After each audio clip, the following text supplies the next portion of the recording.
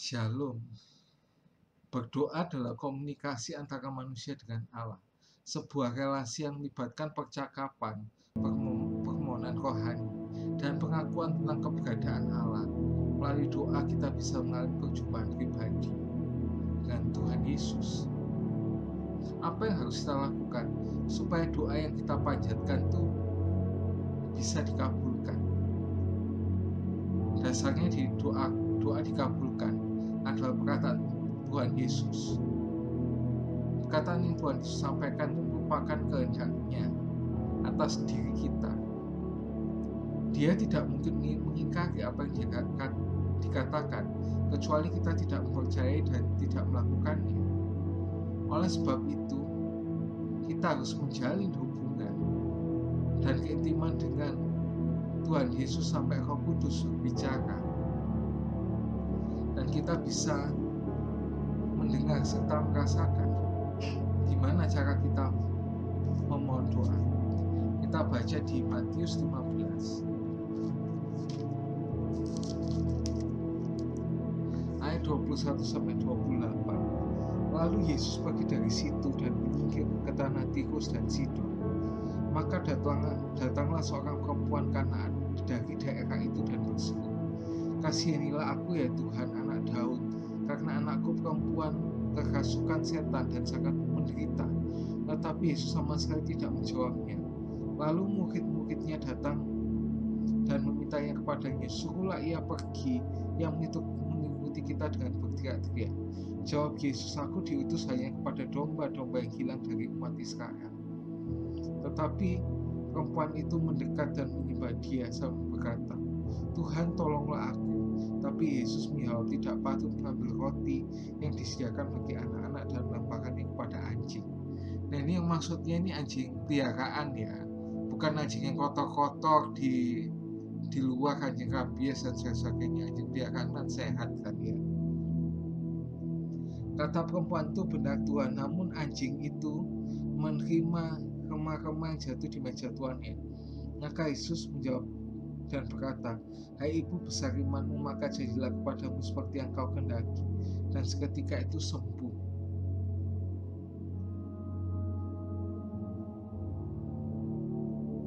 Caranya yang pertama itu datang kepada Tuhan Yesus.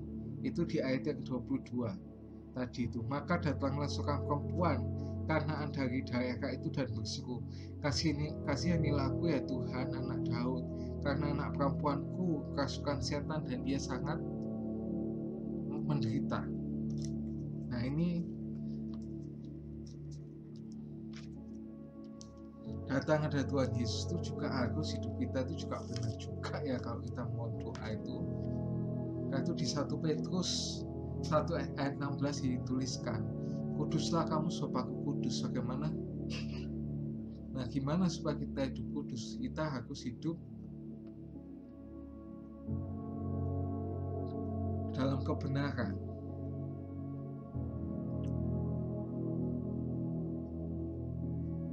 Nah, kalau kita mau hidup benar, kita harus berani mengakui segala dosa-dosa kita di hadapan Tuhan dan minta ampun pada Tuhan supaya Tuhan Yesus menyucikan kita, serta kita juga harus berani meminta maaf kepada orang-orang yang kita sakiti hatinya. Banyak anak-anak Tuhan yang tidak mau mengampuni kesalahan orang lain, sehingga di hadapan Tuhan mereka bukan orang yang benar. Sebab dalam Alkitab dikatakan, jika kita tidak mau mengampuni kesalahan orang lain, Bapa di surga tidak akan mengampuni kesalahan kita. Dengan kata lain, sesungguhnya orang yang masih berdosa di hadapan Tuhan. Oleh karena itu doa-doa kita tidak didengar Tuhan, sebab kita masih orang berdosa. Maka itu di Yakobus 5 ayat 16 ayat 18 itu dikatakan, "Karena itu hendaklah kamu saling mengaku dosamu dan saling mendoakan supaya kamu sembuh. Doa orang benar bila dengan yakin didoakan besar kuasanya." Elia adalah manusia biasa sama seperti kita, dan ia telah bersungguh-sungguh berdoa supaya hujan jangan turun, dan hujan pun tidak turun di bumi selama 3 tahun dan 6 bulan. Lalu ia berdoa pula, dan langit menurunkan hujan, dan bumi pun mengeluarkan buahnya. Nah, untuk bisa hidup dalam kebenaran, kita menjadi pelaku firman. Oleh karena itu kita harus banyak membaca Alkitab dan merenungkannya serta melakukannya. Dengan kekuatan sendiri kita tidak mungkin bisa menjadi pelaku firman. Oleh karena itu kita harus minta pertolongan Roh Kudus untuk memampukan kita untuk menjadi pelaku firman. Yang kedua, setelah datang pada Tuhan Yesus dengan hidup benar, yang kedua itu memohon. Kita baca di ayat yang 25, lalu perempuan itu mendekat dan menyembah Dia sambil berkata, Tuhan tolonglah aku. Seringkali anak Tuhan itu berdoa kepada Tuhan, tetapi tidak sesuai dengan kehendak Tuhan. Misal seorang anak Tuhan yang mempunyai musuh dan berdoa supaya musuh tersebut mengalami musibah dan dikutuk oleh Tuhan. Padahal dalam Alkitab dikatakan kasihilah musuhmu dan berkatilah. Jadi doa anak Tuhan tersebut bertentangan dengan firman Tuhan, maka doanya itu tidak didengar oleh Tuhan. Atau kita meminta sesuatu untuk memuaskan kedagingan kita, bukan untuk kemuliaan Tuhan. Kita baca di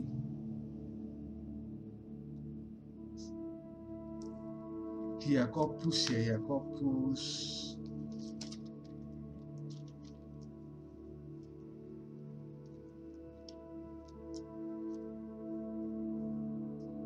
sebentar, Yakobus apa itu ya?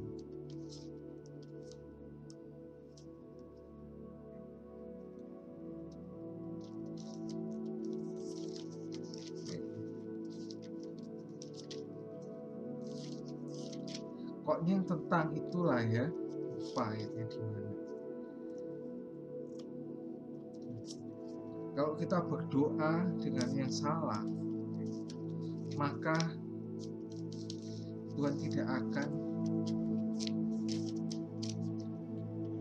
mengabulkan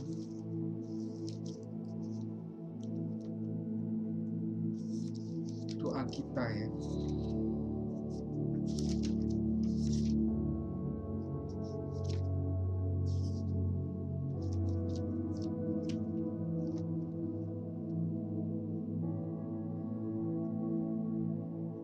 Di 1 Yohanes 5 ayat 14-15, dan inilah keberanian percaya kita kepadanya, yaitu bahwa Ia mengabulkan doa kita. Nah ini dia, jikalau kita minta sesuatu yang menurut kehendaknya, dan jikalau kita tahu bahwa Ia mengabulkan apa yang saja kita minta, maka juga kita tahu bahwa kita telah memperoleh segala sesuatu yang telah kita minta kepadanya.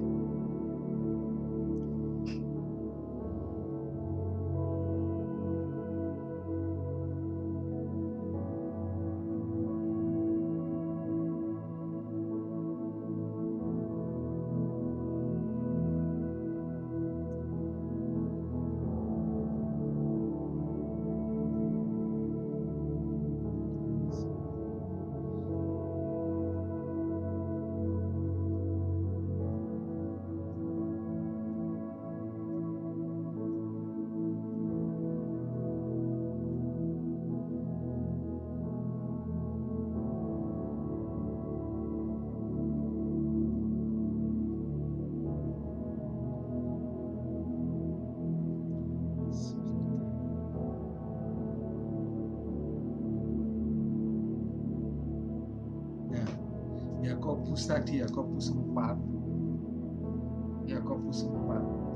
ayat 2. Kamu ingin sesuatu tapi kamu tidak memperolehnya, tapi kamu membunuh, kamu iri hati tapi kamu tidak mencapai tujuanmu, lalu kamu bertengkar dan berkelahi, kamu tidak memperoleh apa-apa karena kamu tidak berdoa. Atau kamu juga berdoa tapi kamu tidak menerima apa-apa karena kamu salah berdoa, sebab yang kamu minta itu tidak kamu habiskan untuk memuaskan hawa nafsumu. Nah, terus yang selanjutnya, untuk bisa berdoa sesuai dengan kehendak Tuhan, kita harus banyak membaca Alkitab supaya kita dapat mengerti apa yang disukai Tuhan dan apa yang tidak disukai Tuhan.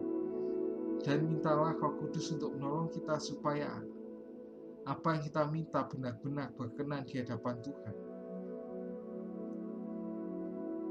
Roh Kudus juga bisa membantu kita dengan keluhan-keluhan yang tak terucapkan melalui karunia bahasa roh yang diucapkan pada diri kita. Karunia bahasa roh bahasa roh itu kan ada dua, bahasa roh untuk bangun diri dan juga untuk yang membangun jemaat. Kalau untuk bangun diri itu tidak perlu ditafsirkan. Kalau untuk membangun jemaat yang berupa nubuatan juga itu wajib untuk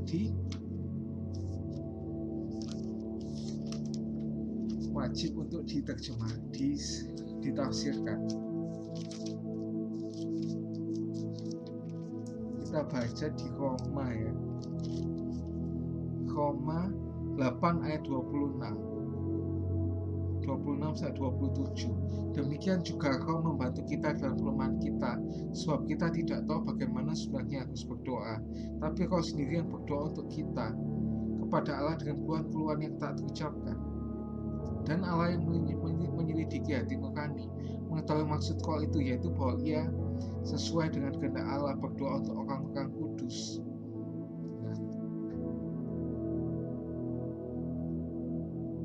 Terus yang ketiga itu merendahkan diri di ayat yang ke-26 sampai ke yang ke-27 tadi. Tetapi Yesus menjawab, tidak patut mengambil roti yang disediakan bagi anak-anak dan melemparkannya kepada anjing. Kata perempuan itu, benar Tuhan, namun anjing itu makan kemah-kemah yang jatuh di dalam rumah tuannya. Nah, kalau kita mohon doa, kita harus merendahkan diri, nggak boleh sombong di depan Tuhan. Karena siapa sih kita itu di hadapan Tuhan? Kita itu anggapannya ya sebenarnya kayak perbandingannya kita sama semut gitu.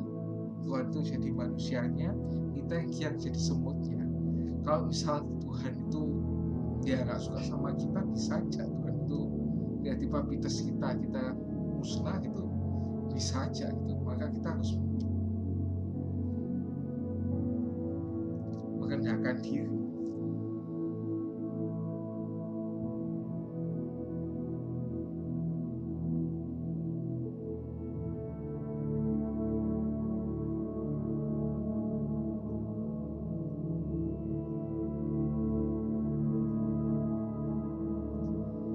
Kita baca tadi di Yakobus 4 ayat yang ke-6 tadi. Di Yakobus 4 tadi di ayat yang ke-6. Tetapi kasih karunia dianugerahkannya kepada kita lebih besar daripada itu, karena itu Ia katakan Allah tentang orang yang congkak, tapi mengasihani orang yang rendah hati. Karena itu tunduklah kepada Allah dan lawanlah iblis, maka ia lagi daripadamu, mendekatkan pada Allah dan Ia akan mendekat kepadamu. Sadarilah kemalanganmu, tahirkanlah tanganmu, hai kamu orang-orang berdosa, dan sucikanlah hatimu, hai kamu yang dua hati. Sadarilah kemalanganmu, berdukacita dan merataplah, hendaklah tertawamu ganti dengan ratap dan sukacitamu ganti dengan dukacita. Hendakkanlah dirimu di hadapan Tuhan, maka Ia akan meninggikan kamu. Dan yang terakhir, bagaimana kita mohon doa itu, yaitu mempercayai perkataan Tuhan Yesus di ayat Matius 25 ayat yang ke-28. Sebab itu ambillah talenta itu daripadanya dan berikanlah kepada orang yang mempunyai 10 talenta itu.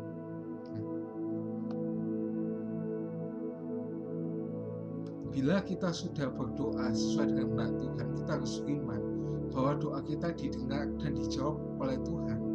Walaupun secara manusia tidak mungkin ada jalan keluar, tapi kita tetap harus percaya bahwa tidak ada yang mustahil bagi Tuhan dan bagi orang yang percaya kepadanya. Seringkali kita ingin dijawab, tetapi Tuhan itu punya waktu yang terbaik untuk menolong kita. Dan itulah ujian iman kita, apakah yang kita nanti-nantikan Tuhan, tetap nanti-nantikan Tuhan, atau kita undur dari Tuhan. Sebab bagi Tuhan tidak ada sulitnya untuk menolong kita kalau itu sesuai dengan kehendaknya ya.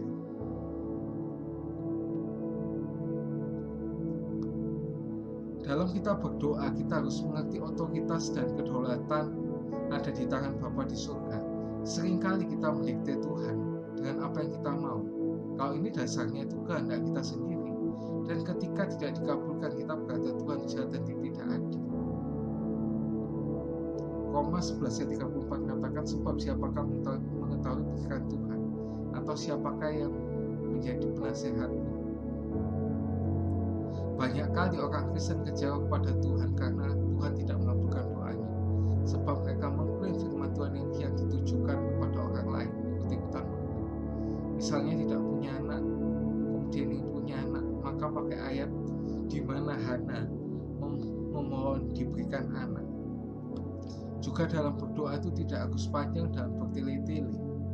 Tuhan itu mengetahui sebelum kita memintanya. Bukan berarti kita harus jelaskan secara panjang lebar. Nah, ini kita baca dulu di ayatnya untuk bertele-tele itu. Nah, di Matius 6 ayat 5 sampai 8. Dan apabila kamu berdoa, janganlah berdoa seperti orang munafik. Mereka suka mengucapkan doanya dengan berdiri di rumah-rumah ibadat dan pada tikungan-tikungan jalan raya, supaya mereka dilihat orang. Aku berkata kepadamu, sesungguhnya mereka sudah mendapatkan upahnya.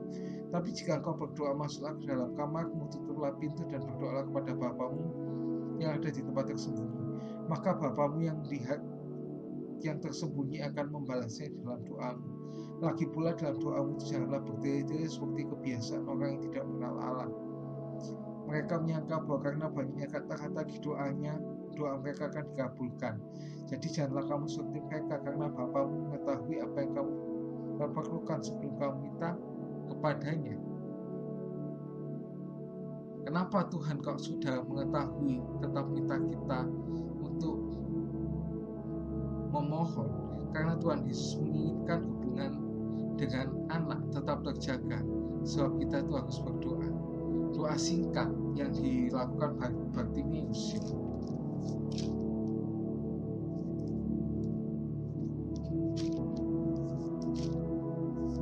yaitu, Tuhan Yesus anak Daud, Yesus anak Daud, kasihanilah aku. Tapi di situ Tuhan mengerti apa yang kita butuhkan. Kita baca di Markus 10 ayat 46 sampai 52.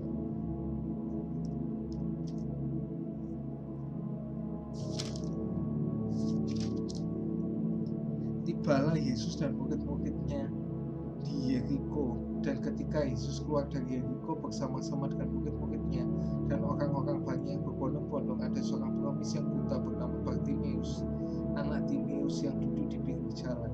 Ketika didengarnya bahwa Yesus adalah orang Nazaret, mulailah berseru, Yesus anak Daud, kasihanilah aku.